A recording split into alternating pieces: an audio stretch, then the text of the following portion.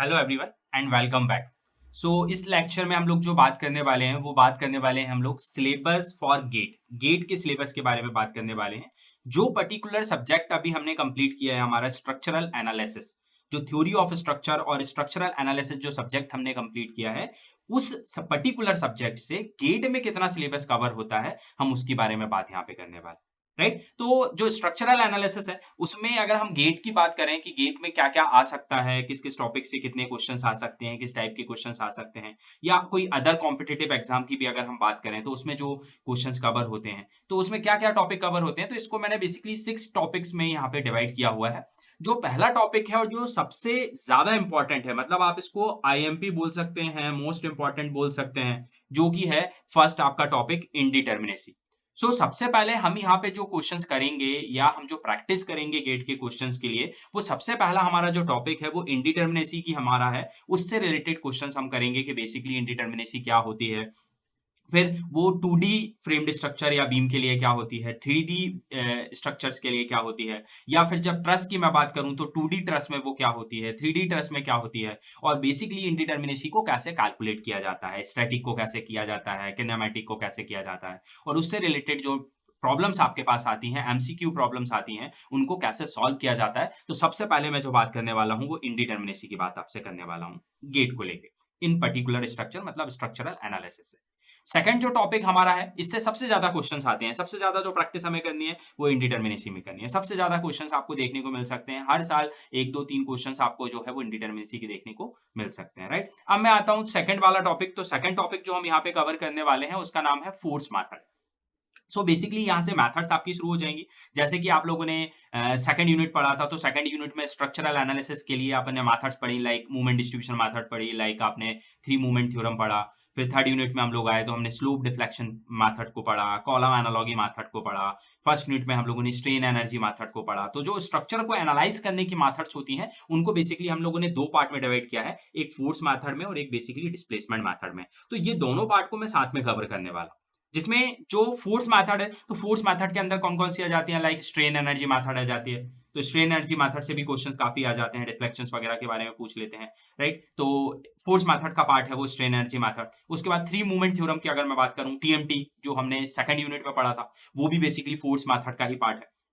इसके बाद अगर मैं यूनिट लोड मेथड की बात करूं, जो मैंने फर्स्ट यूनिट में पढ़ा था, वो भी फोर्स मेथड का ही पार्ट है। इसके बाद मैं कॉलम एनालॉगी मेथड की अगर बात करूं, जो मैंने थर्ड यूनिट में आप लोगों को कराया था, वो भी क्या है, फोर्स मेथड का पार्ट है। इसका मतलब फोर्स मेथड के अंदर भी आपकी कितनी है, चार मेथड्स आ रही हैं। स्ट्रेन एनर्जी मेथड आ रही है, थ्री मूवमेंट थ्योरम आ रहा है, यूनिट लोड मेथड आ रही है, एंड कॉलम एनालॉगी मेथड आ रही है। तो वो इसके अंदर हम लोग कवर करने वाले हैं। इससे रिलेटेड जो भी क्वेश्चंस आपके गेट वगैरह में आते हैं उनकी हम लोग यहाँ पे प्रैक्टिस करेंगे। फिर अगर मैं थर्ड टॉपिक की बात करूं, डिस्प्लेसमेंट मेथड की बात करूं, तो डिस्प्लेसमेंट मेथड क्या है, तो displacement method like movement distribution method हमने पढ़ी थी सेकंड यूनिट में, वो डिस्प्लेसमेंट मेथड का पार्ट है। हमने स्लोप डिफ्लेक्शन मेथड जो पढ़ा था, वो डिस्प्लेसमेंट मेथड का पार्ट है। राइट, उसके बाद अगर मैं कानीज मेथड की बात करूं, तो कानीज मेथड भी क्या है, वो भी आपका डिस्प्लेसमेंट मेथड का पार्ट है। लेकिन जो कानीज मेथड है वो थ्योरी ऑफ स्ट्रक्चर पार्ट 2 का पार्ट है। आपने अभी जो पढ़ा है स्ट्रक्चरल एनालिसिस या थ्योरी ऑफ स्ट्रक्चर, वो पार्ट 1 पढ़ा है।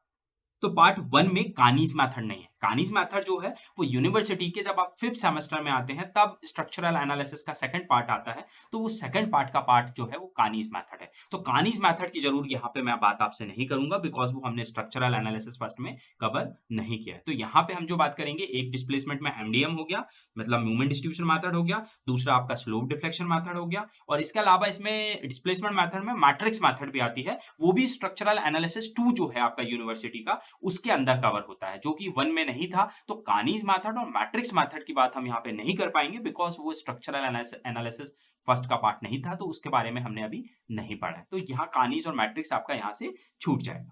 इसके बाद हम लोग बात करते हैं फोर्थ टॉपिक की। तो वहां पे हम ट्रसेस की बात करने वाले हैं। ट्रसेस मतलब बेसिकली जो ट्रस वगैरह पे डिफ्लेक्शन वगैरह निकालने के लिए आता है, जो यूनिट लोड मेथड वगैरह हो गई, मेथड ऑफ जॉइंट्स वगैरह हो गए, तो उसको मैंने थोड़ा सेपरेट कर दिया। तो इसके कुछ क्वेश्चंस की प्रैक्टिस हम अलग से करेंगे। और ट्रसेस जो है ना वो मेन पार्ट है। इंडिटर्मिनेंसी में ट्रस भी सबसे ज्यादा पूछा जाता है, प्लस ट्रसेस आपका सेपरेटली भी पूछा जा सकता है। तो मैं यहाँ भी आपको कुछ ट्रस के क्वेश्चन की प्रैक्टिस कराऊंगा, जिसमें मैं आपको डिटर्मिनेंसी और इंडिटर्मिनेंसी निकालना सिखाऊंगा।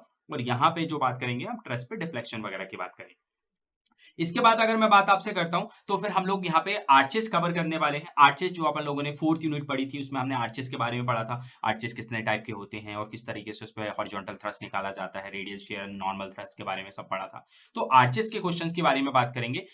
जो आर्चेस होता है, आर्चेस से गेट में बहुत ज़्यादा क्वेश्चंस तो नहीं आते, बट जितने भी आपके अदर एग्ज़ाम्स हैं, उसमें आर्चेस के क्वेश्चन पूछे जा सकते हैं। लाइक स्टेट लेवल का जो एई का एग्ज़ाम होता है या आपका जूनियर इंजीनियर का एग्ज़ाम होता है, एसएससी का होता है, उसमें आपको आर्चेस दिख सकता है। गेट में भी कई बार आ जाता है, लेकिन बहुत ज़्यादा नहीं आता, बट चांसेस हैं कि आ भी सकता है, नहीं भी आ सकता। तो हम इसकी भी प्रैक्टिस करेंगे। बहुत ज़्यादा इसमें क्वेश्चंस नहीं है, तो जितनी वैरायटी है, हम उनको यहाँ पे डिस्कस करेंगे। जो भी लास्ट ईयर क्वेश्चंस कभी आए हुए हैं, उन्हीं की हम यहाँ पे प्रैक्टिस करेंगे। इसके बाद हम बात करते हैं आईएलडी, आपकी जो लास्ट यूनिट अपन ने कवर करी थी, 5th unit influence line diagram अपने स्ट्रक्चरल एनालिसिस में।